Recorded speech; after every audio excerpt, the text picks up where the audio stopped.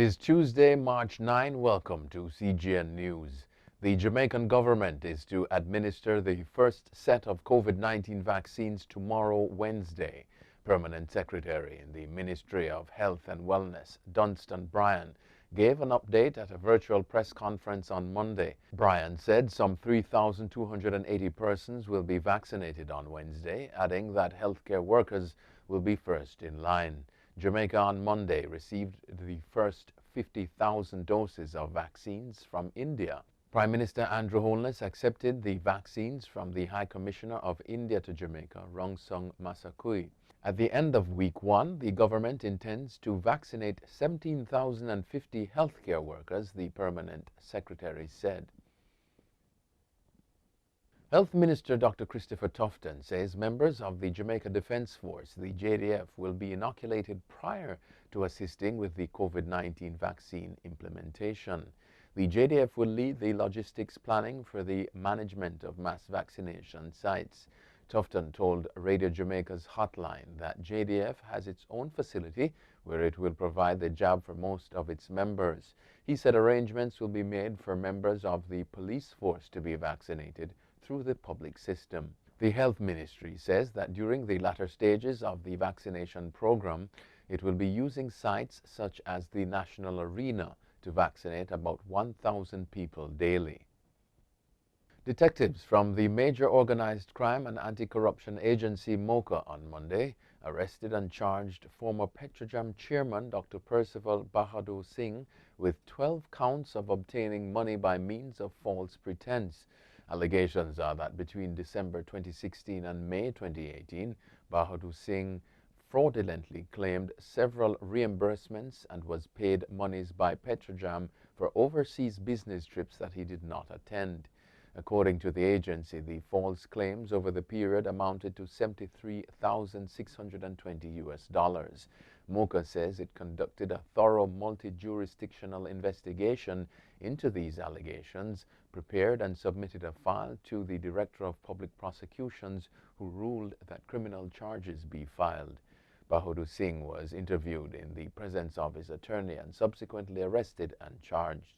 He was offered bail and is to appear in the Kingston and St. Andrew Parish Court on Wednesday, March 17. Several Caribbean American legislators and community leaders in New York have condemned unfounded allegations against Haitian American Judge Duane Esther Paul and her late mother. Paul is a frontrunner in the Kings County Surrogates Court race in Brooklyn. She has dismissed allegations that she cheated a home care worker recruited to aid her mother out of $264,000 in wages. The 43-year-old judge said the lawsuit filed by the unidentified home care worker was settled for an undisclosed amount in 2017 and that the employee never worked for her but for her late mother. She told the Caribbean Media Corporation that she was deeply saddened that an unfounded allegation filed against her deceased mother is being used to assassinate her character. The United States will allow potentially tens of thousands of Venezuelans to seek refuge in a significant policy shift from the former Trump era, officials said Monday.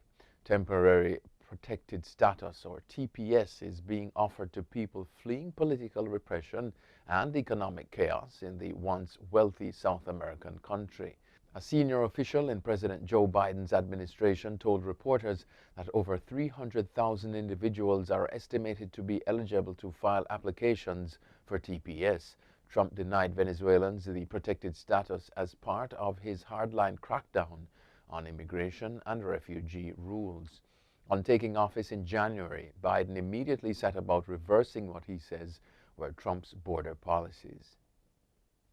Former U.S. President Donald Trump returned to his native New York on Monday for the first time since leaving the White House more than 6 weeks ago.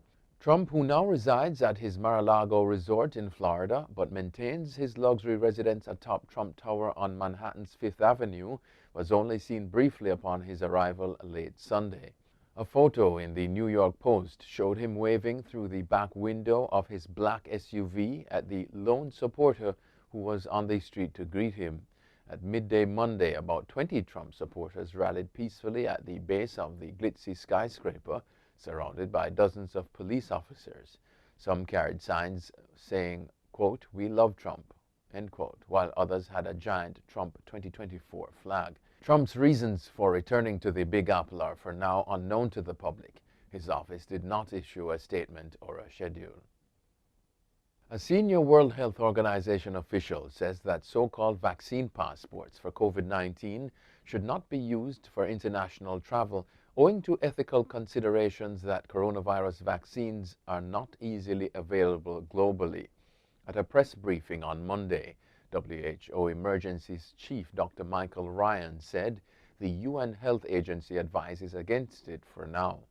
WHO has previously noted that it's still unknown how long immunity lasts from the numerous licensed COVID-19 vaccines and that data is still being collected. Ryan also noted the strategy might be unfair to people who cannot be vaccinated for certain reasons and that requiring vaccine passports might allow inequity and unfairness to be further branded into the system. A French schoolgirl has admitted to spreading false claims about a teacher, Samuel Paty, who was beheaded last year. The girl, whose complaints sparked an online campaign against Paty, has now admitted that she was not in the class. It emerged that the campaign against the teacher had been based on a distorted account of what had happened in class days earlier. The 13-year-old had originally told her father that Paty had asked Muslim students to leave the classroom while he showed the cartoon of the Prophet Muhammad during a class on free speech and blasphemy. According to evidence given by the girl, she said she did not see the cartoons. Prosecutors said there was a direct causal link between the online incitement against Paty and his murder. Paty's killing stunned France and led to an outpouring of support at memorial ceremonies and marches around the country. And finally, Joe and Jill Biden's German Shepherds have been removed from the White House after the younger dog, Major, reportedly bit a security agent. According to U.S. media, the pets have been sent back to the Biden family home in Wilmington, Delaware. It follows Major's aggressive behavior towards White House staff. The Bidens adopted 3-year-old Major in 2018. He became the first dog from an animal shelter to live in the White House. The other dog, Champ, is 13. Anonymous sources told CNN that Major had been jumping, barking, and charging at White House staff and security. Both dogs moved into the White House 4 days into Joe Biden's presidency. That's it for CGN News. I'm Scott Wilson. Thanks for watching.